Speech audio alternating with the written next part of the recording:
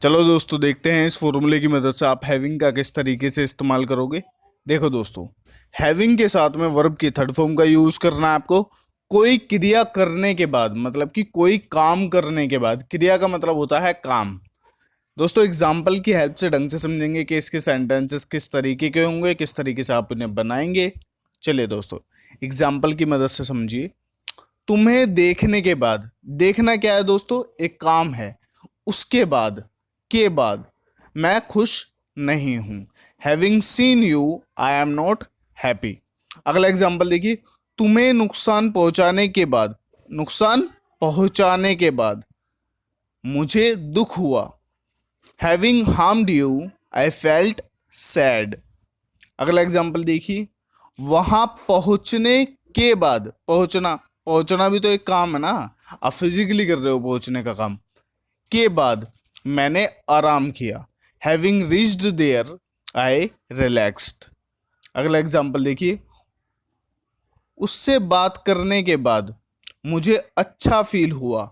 Having talk to her I felt good.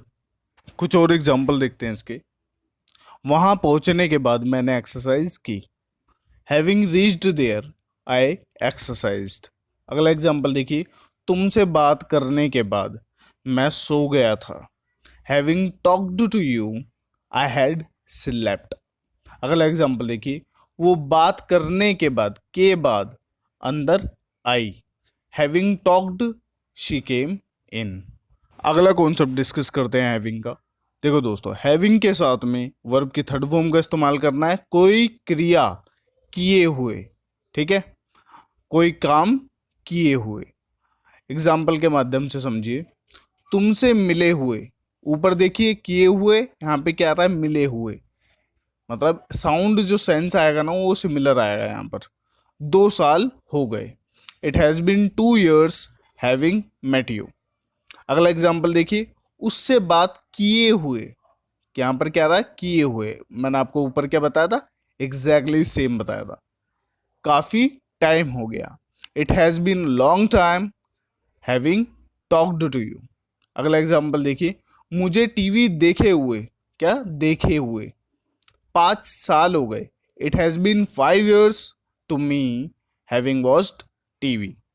Having का अगला use देखते हैं। हैविंग टू के बाद में आपको वर्ब की फर्स्ट फॉर्म का इस्तेमाल करना है। कोई क्रिया यानी कि कोई काम करना पड़ रहा। इसके एग्जाम्पल की हेल्प से आप ढंग से समझोगे। एग्जाम्पल देखो और समझो।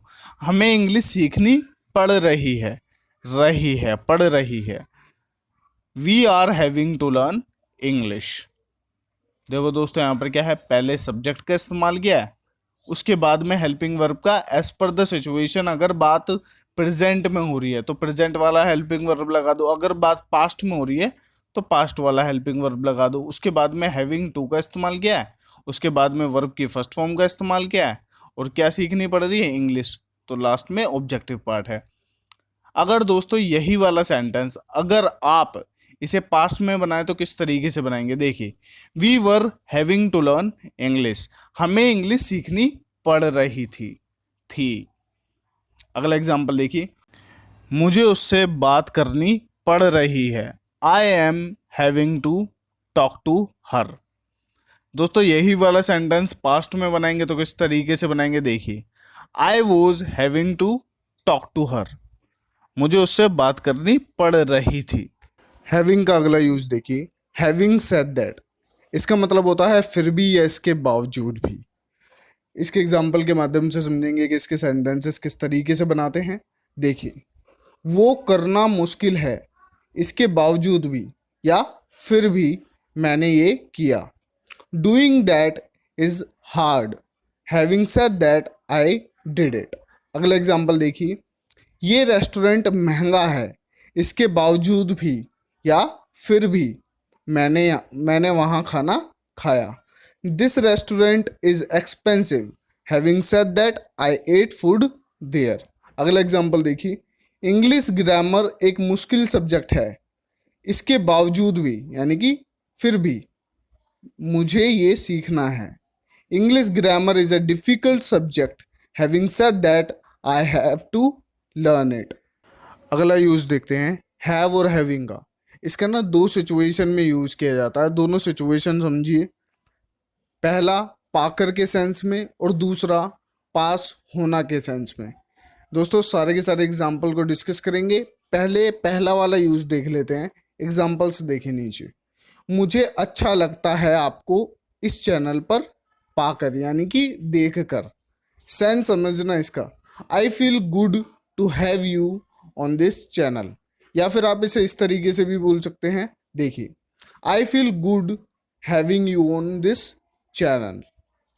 अगला एग्जाम्पल देखिए, मैं आपको एक टीचर के तौर पर पाकर बहुत खुश हूँ।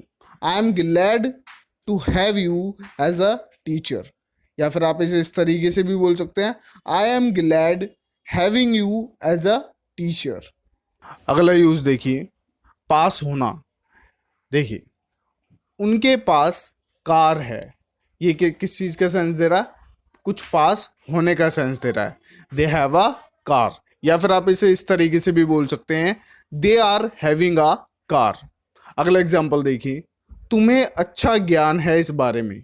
You have a good knowledge about it. या फिर आप इस तरीके से भी बोल सकते हैं, देखिए, you are having a good knowledge about it. कुछ और एग्जाम्पल देखते हैं। तुम्हारे पास अच्छा मोबाइल है। You have a nice mobile. या फिर आप इसे इस तरीके से भी बोल सकते हैं, you are having a nice mobile. अगला सेंटेंस देखिए दोस्तों, उसके पास अपना घर है। अपना घर मतलब इस सेंटेंस से ये पता चल रहा है, मैं ये बोलना चाहता हूँ कि उसके पास अपना खरीदा हुआ घर है।